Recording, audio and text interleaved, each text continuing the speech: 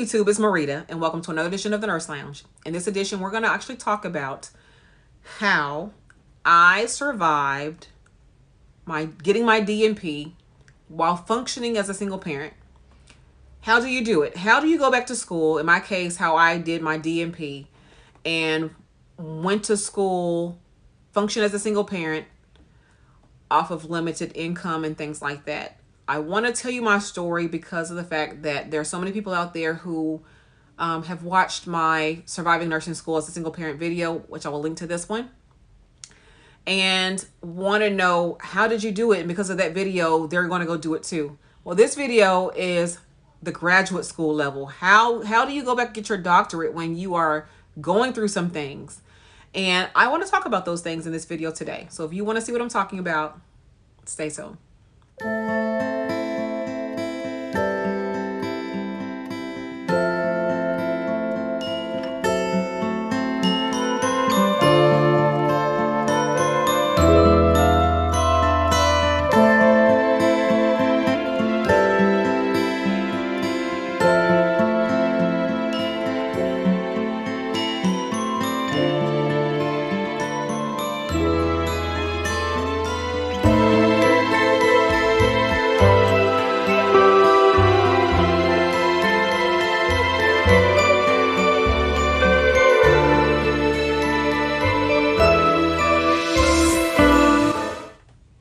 Welcome back. My name is Dr. Marita P. I'm a registered nurse, and I've been a nurse for 17 years. OBGYN is my specialty.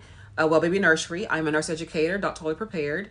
And in this video, we're going to jump right on in. So in my previous video I'd made about 2 years ago at this point, it talked about surviving nursing school as a single parent and how I managed and things like that.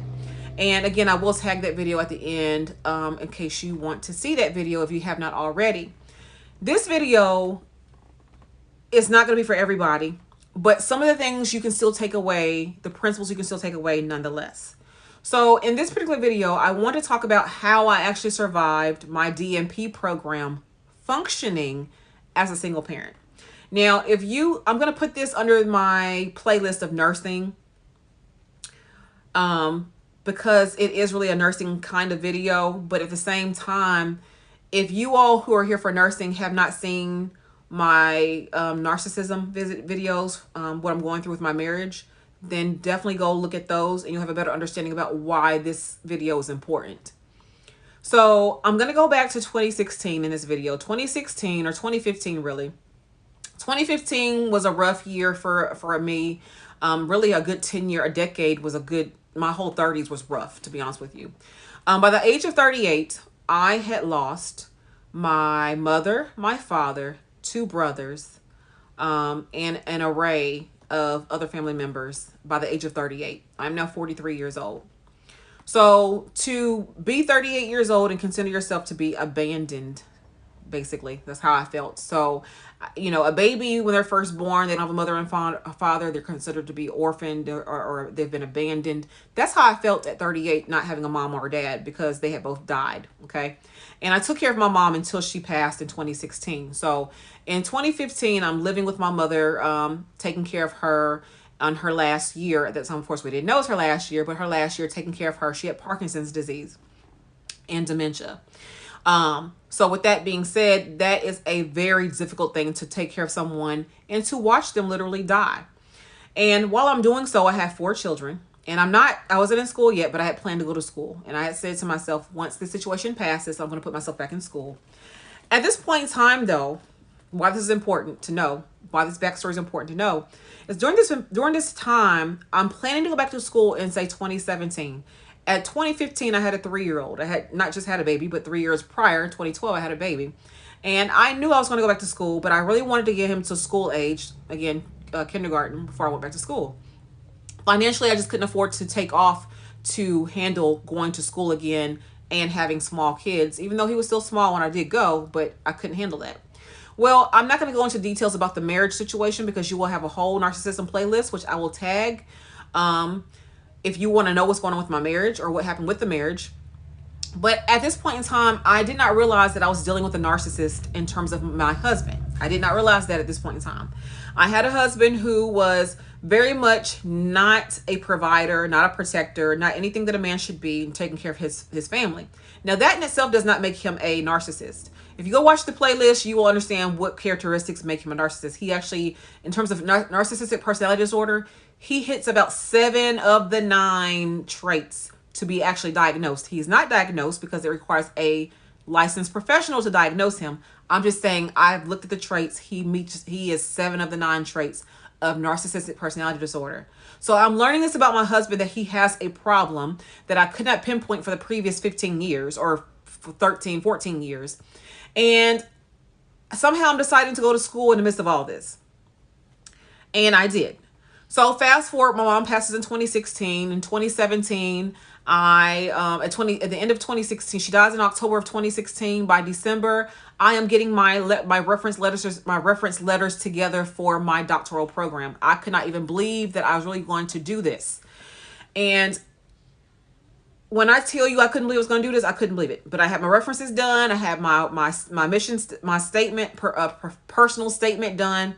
I applied to the program, and by April, I had my interview for the program. And by the end of April, April 3rd, I had my interview of 2017. By April 30th, I had my acceptance letter saying that I'd been accepted. Once I got my letter, I told my husband that day, April 30th of 2016, if you do not get yourself together by 2020, when I graduate, you will be leaving this house. That's what I said to him. So they gave him 3 years to get it together. Now, I'm going to just kind of give you a snippet of what he was doing, or what shall I say, what he was not doing, okay? And tell you how I got through that. So I told you he was a protector, wasn't a provider. He did work. I'm not saying he didn't work, but he didn't work to his potential. I worked like 5 part-time jobs, so that I could take care of the kids and things like that. I was not in a position to put him out at that point in time because we needed the income. I had to survive. I had to take care of the kids. I had a baby, okay? So I had an exit strategy in which I did in order to make sure that I got myself together to get ready for his departure, because I was putting him out in 2020. So when I did that, what I did was, I'm actually going to put this under the narcissistic playlist too, because it kind of ties together. In case somebody in that who has actually watched those videos want to know more about how I did it.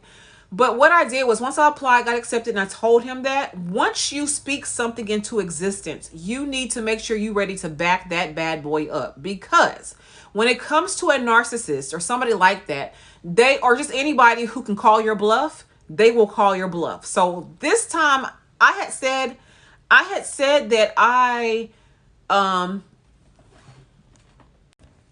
once you speak something into existence, with them, they think that you're playing. They think that you're playing, and they don't believe that you're going to do anything any different. And when they don't think that, you have to make sure this time you're for real. And this time I was for real, because I've been saying that for years, that, okay, after this, if you don't get it together, this is me talking. If you don't get it together, you got to go. Okay. He knew every single time that I wasn't going nowhere. This time I was for real. And he was shook when he had to get out for real. So anyway, I had to come up with a strategy in which I could make the money I needed to make, take care of the kids. So I had to make some sacrifices when I did this. Now, I don't want to come on here and portray that everything was great, that everything was even bad. You know, a lot of the times I basically just kind of, I picked my battles. I would just lay low, because I knew what I was trying to do. So if he left and didn't come back there'd be times where he wouldn't come back for 2 or 3 days at a time, had no idea where he was. He would call and check on me, but he would check on me to make sure that just to see where I was, so he would know where he didn't need to be. He thought it was slick, but I wouldn't even. I'm like, oh, I'm at whatever, We had put, find your phone, or it's some type of feature on your phone that you could, I guess an app or something that you could, know everybody's location, Life 360, something like that. You can find everybody's location. We all had it on our phones, but he cut his off. I didn't even say nothing. Go ahead and cut it off. I don't care. because I know he wouldn't do it. And then he had the audacity to take a screenshot, send it to me. This is where I'm at. That's probably where you was, but that's not where you at right now. I'm not dumb, but you know, I needed to keep the peace because of the fact that I knew I needed him to continue to work, bring the money home, because I was about to start doing clinicals in the near future. So I needed all the income we could get. So this is how I did it. I made sure that I had a plan to save money. Number one, I saved money. Number two, I did have to take out loans to do my DNP program, but my last year and a half, it was a 3-year program. My last year and a half, I paid out of pocket. I paid $1,200 a month out of pocket to pay my tuition for school.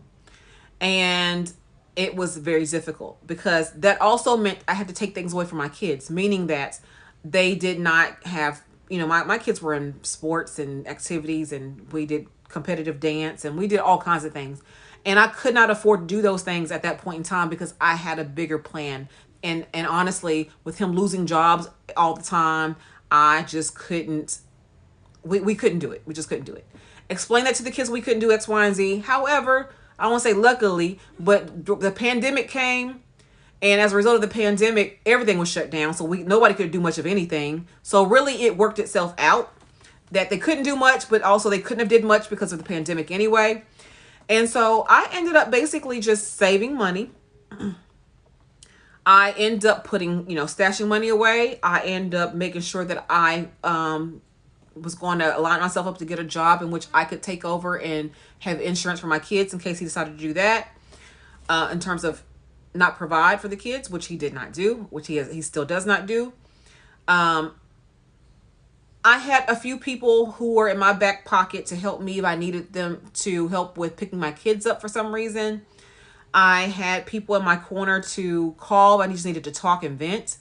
I had people in my corner who would take me out, like maybe go to the movies or do something like that. Now, again, this is pre-pandemic, before everything shut down. And we would do those things as an outlet so I could do things that didn't break the bank, to keep my sanity, and to still survive and take care of my kids. I oftentimes had to be here to feed my kids on my own, fix them dinner. There were times where, he worked at Taco Bell, so he would bring them every so often some food from Taco Bell, tacos or whatever, to help me out. He knew I was in school, and he was helpful in the sense of getting the kids off the bus. He was helpful in the sense of bringing home tacos to Taco Bell from time to time. He was helpful in that sense, but I just played it for what it was worth. And that's the one thing I want you to know. In terms of me getting my DNP, that program in itself was not easy. During that time, his mom also passed away. So not only the stories I told you before, but his mom passed away, and I had to deal with my mother-in-law being deceased and how he was going to react to that. Narcissistic people don't handle anything like that very well. They either fall into a deeper depression, or they kind of how the rest of us do, or kind of how they will cope with it by doing other things, such as getting into drugs and things like that, which is what he ended up doing. So I was with someone while I was in school who I'm helping him take care of him because he don't make enough money to take care of us. So I'm using my income from my 5 jobs, mind you, 5 part-time jobs, going to school part-time, working full-time hours with 5 part-time jobs, while he worked 2 part-time jobs taking care of these kids. And I was just counting down the days until which I knew I could just be done with him. In May of the pandemic happened, as you know. We didn't get to graduate when we were supposed to graduate in terms of the day. But in May, I made my very last payment to that university. And on the very last day I made that payment to university, I told him he could go.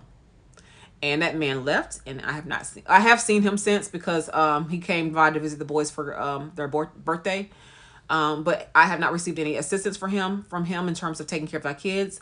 And I have not received anything else regarding anything with the kids or here. He walked out in May of 2020, and he has not helped with anything. When I say I survived by keeping my door shut, when I survived by making sure, and he was sabotaging things. Like I said, no, you need to go watch those narcissistic videos to know what I'm talking about. But like, he would go take money out the account. So I would have the bills paid, or not really paid, but write the checks for the bills. They're supposed to come out the account. He would have he would have go and take the money out the account knowing there is no more money, and I would have to go borrow money from people to go pay our bills yet again, and then pay them back, and then still pay the bills for the next month, which I didn't have the money for. So he would do things to sabotage us like that. When I tell you he was toxic, it was terrible. I didn't realize how bad my mental health was until he actually left.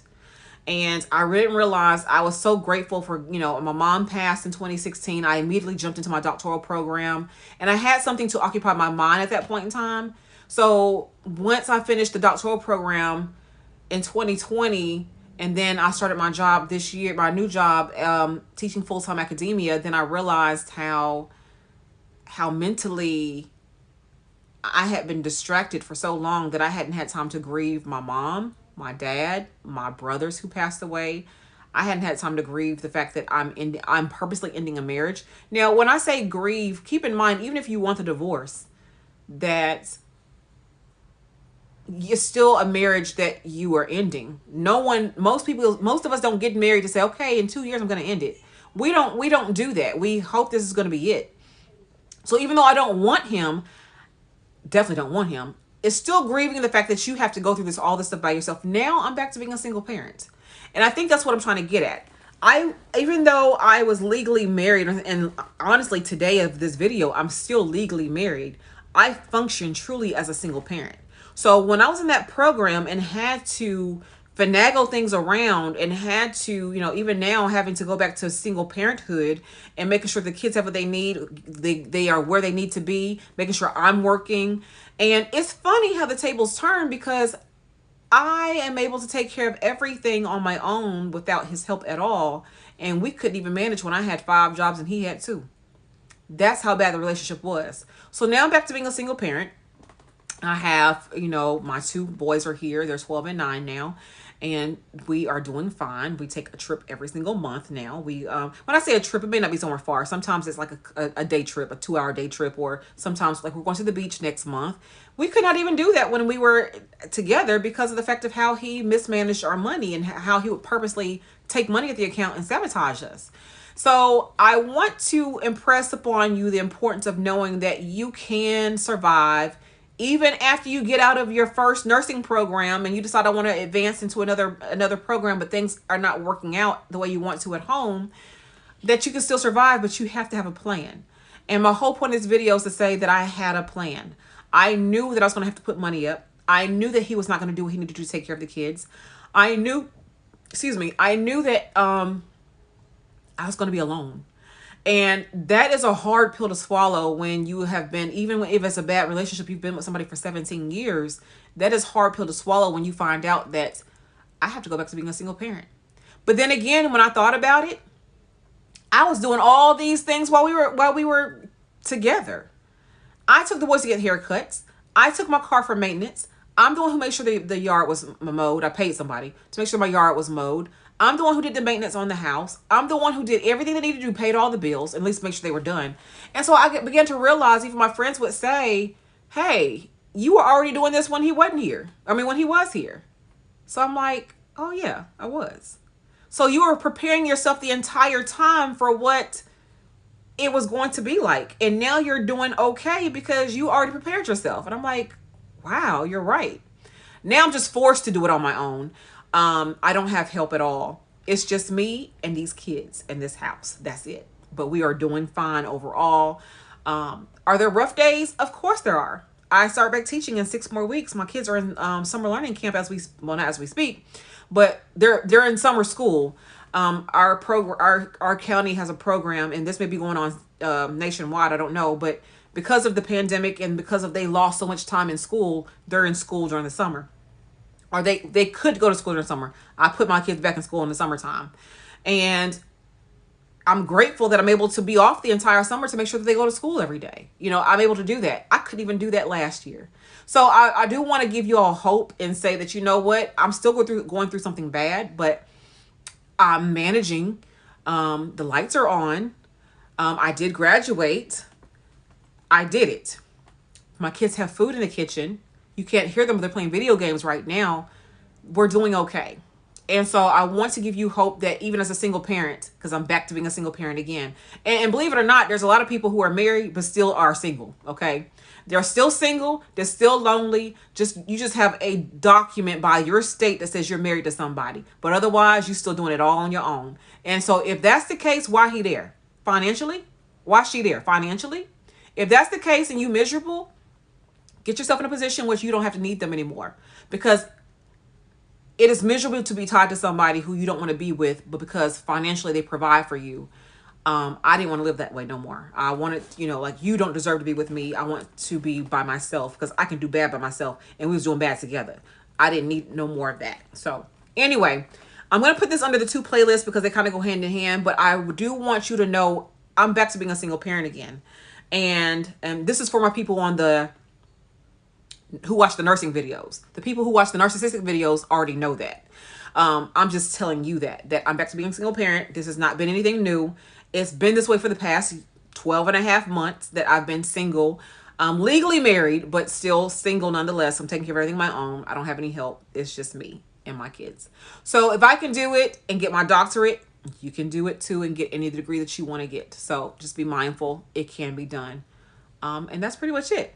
Follow me on IG, follow me on TikTok, and until the next time, you all take care. Bye-bye.